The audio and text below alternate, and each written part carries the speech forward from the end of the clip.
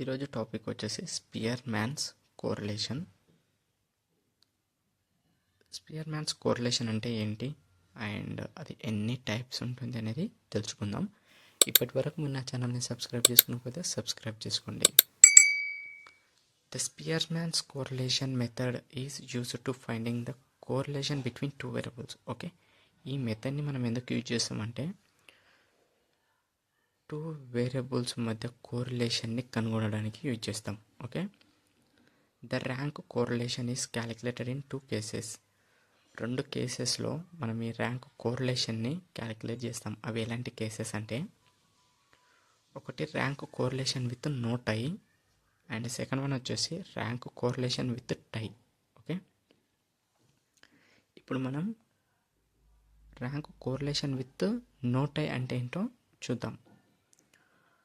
In this case అంటే rank correlation with no టైలో any one of the value in X and Y series not repeating. అంటే X and Y సిరీస్లో ఏదైనా ఒక value అనేది repeated అవ్వదు. నాట్ రిపీటింగ్ అంటే రిపీట్ అవ్వదు. అంటే ఎక్స్ సిరీస్లో అండ్ వై సిరీస్లో డిఫరెంట్ వాల్యూస్ అయితే ఉంటాయి.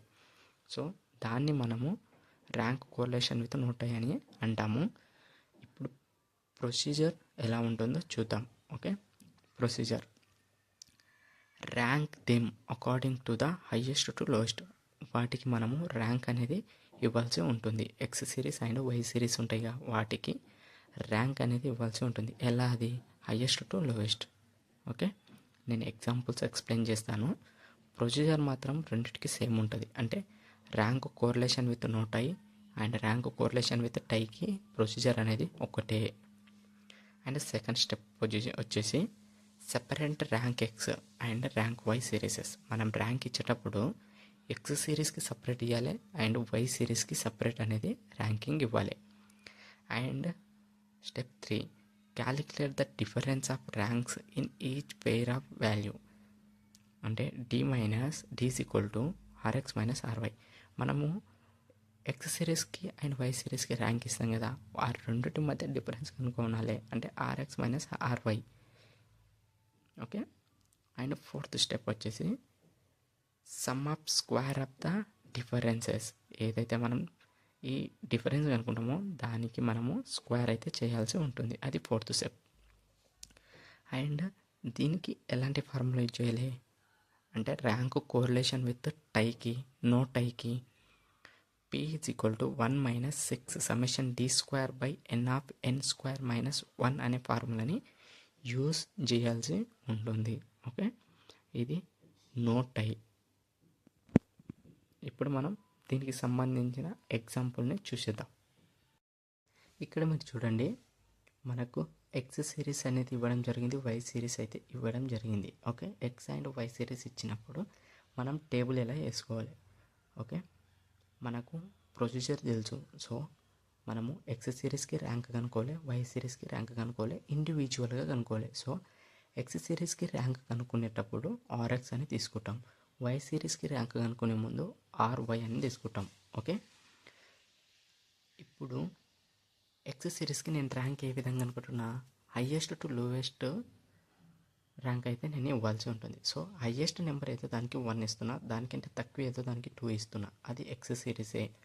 నెక్స్ట్ దానికి 3, నెక్స్ట్ దానికి 4, నెక్స్ట్ దానికి 5, నెక్స్ట్ దానికి 6 అండ్ లాస్ట్ చిన్న దానికి 7 అనేది ఇస్తున్నా. ఇప్పుడు వై సిరీస్కి ర్యాంక్ ఇవ్వాలి. ఎలా?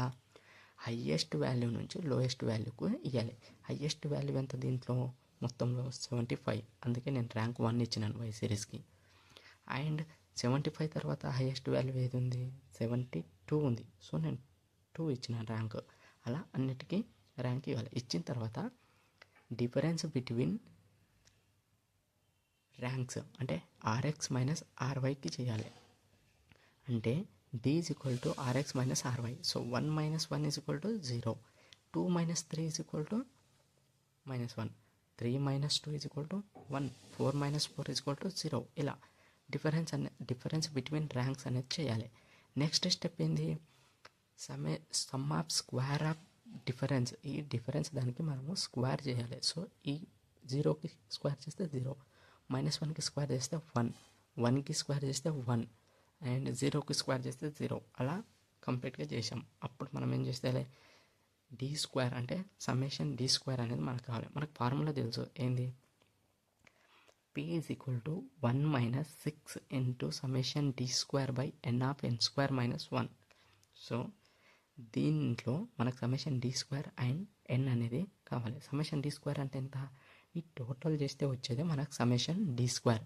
సో సమ్మేషన్ డి స్క్వేర్ అంటే 8. ఎన్ అంటే ఎంత, మనకు శాంపుల్స్ ఎన్ని ఇచ్చాడు, 7 శాంపుల్స్ ఇచ్చాడు. సో 7 నేను ఈ ఈక్వేషన్లో సబ్స్టిట్యూట్ చేసి ఆ వాల్యూస్ని నేను సింప్లిఫై చేస్తే నాకు ఎంత వచ్చింది వాల్యూ, 0.85. అంటే P ఈజ్ ఈక్వల్ టు 0.85 అనేది వచ్చింది. ఈ ఫస్ట్ టేబుల్ అనేది ర్యాంక్ కోరిలేషన్ విత్ నో టైకి. ఓకే, ఇక్కడ మీరు సెకండ్ వన్ చూడండి, ర్యాంక్ కోరిలేషన్ విత్ టై అంటున్నాడు. కాబట్టి అంటే ఏంది, ఇన్ దిస్ కేస్ అంటే దీంట్లో 1 or more values can repeating in X and Y series. అంటే ఎక్స్ అండ్ వై సిరీస్లో, అంటే ఈ ఎక్స్ అండ్ వై సిరీస్లో 1 or more వాల్యూస్ అనేటివి రిపీట్ అవుతాయి. ఇంతకుముందు దాంట్లో ఏం చదువుకున్నాము, నో టైలో ర్యాంక్ కోరిలేషన్ విత్ నో టైలో, నో టై అంటే నో రిపీటింగ్, అంటే రిపీట్ అవ్వవు దాంట్లో.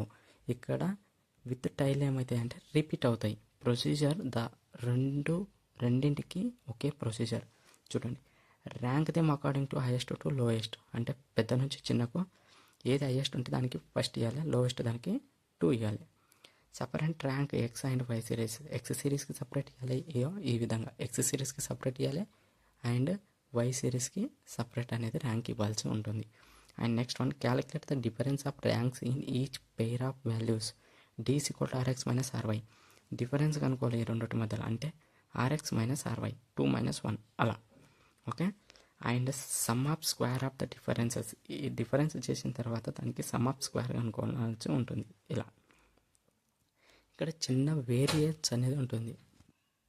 చూడండి, ర్యాంక్ కోరిలేషన్ విత్ నో టైకి ర్యాంక్ కోరిలేషన్ విత్ టైకి ఒక చిన్న వేరియన్స్ అనేది ఉంటుంది. ఏంటంటే వేరియేషన్ అనేది ఉంటుంది. ఏంటంటే ఇక్కడ వాల్యూస్ అనేటివి రిపీట్ అవుతాయి కాబట్టి మనము కోరిలేషన్ ఫ్యాక్టర్ అనేది తీసుకుంటాం.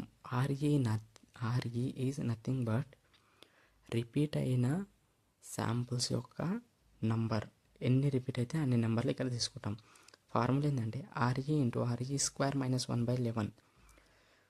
దీనికి ఫార్ములా ఏం యూజ్ చేయాలి, P is equal to 1 - 6 into summation D square minus CF by N into N square minus 1 అనేది తీసుకోవాలి. ఒక ఎగ్జాంపుల్ అయితే చూద్దాం మనం. ఇక్కడ చూడండి, ఎక్స్ సిరీస్ అనేది ఒక శాంపుల్స్ ఇచ్చాడు, వై సిరీస్కి ఒక శాంపుల్స్ ఇచ్చాడు. ఓకే, ఇందులో 5 అనేది రెండింటిలో ఉంది, ఎక్స్ సిరీస్లో ఉంది, వై సిరీస్లో ఉంది. 4 అనేది సేమ్ ఎక్స్ సిరీస్లో ఉంది, వై సిరీస్లో ఉంది, రిమైనింగ్ లేవు. అంటే ఇప్పుడు ఆర్ఈ అనే వాల్యూ ఏంది, 2. ఇది ఒకటి అండ్ ఇది ఒకటి. సో ఆర్ఈ అనేది 2. సో సేమ్ మనం ఈ టేబుల్ ఎలా అయితే సాల్వ్ చేసామో దీన్ని అలాగే చేయాలి. కాకపోతే ఇక్కడ డైరెక్ట్ ఈ ఫార్ములాని యూజ్ చేయకుండా కోరిలేషన్ ఫ్యాక్టర్ అనేది యూజ్ చేసి RE into RE square minus 1/11 is equal to, RE అంటే ఏం చెప్పాను, 5 అనేది రెండు సిరీస్లో ఉంది, అంటే ఇది ఒక పెయిర్. 4 అనేది ఎక్స్ అండ్ వైలో సిరీస్లో ఉంది, సో ఇది ఒక పెయిర్, అంటే 2 ఉంది, అంటే 2. ఆర్ఈ ఈజ్ ఈక్వల్ టు 2 కాబట్టి ఆర్ఈ ఉన్న ప్లేస్లో 2ని నేను సబ్స్టిట్యూట్ చేశాను. దీన్ని సింప్లిఫై చేస్తే 0.54 వచ్చింది. ఇప్పుడు నేను ర్యాంక్ కోరిలేషన్ విత్ టై అనే ఫార్ములాను యూజ్ చేస్తున్నాను. అదేంది, P is equal to 1 - 6 summation D square minus CF by N of N square minus 1. ఇక్కడ మైనస్ సమ్మేషన్ డి స్క్వేర్ అంటే ఎంత, 6. ఓకే, సిఎఫ్ అంటే ఎంత, 0.54. ఎన్ అంటే ఎంత, టోటల్ శాంపుల్స్ ఎన్ని ఉన్నాయి ఎక్స్ సిరీస్లో, 1 2 3 4 5. వై సిరీస్లో కూడా 5 ఉంటాయి, సో 5. నేను ఈ వాల్యూస్ని సబ్స్టిట్యూట్ చేసి సాల్వ్ చేస్తే, సింప్లిఫై చేస్తే నాకు పి వాల్యూ అనేది 0.72 అనేది వచ్చింది. సో ఇది మనకు ర్యాంక్ కోరిలేషన్, అంటే స్పియర్స్ మ్యాన్స్ కోరిలేషన్. ఓకే.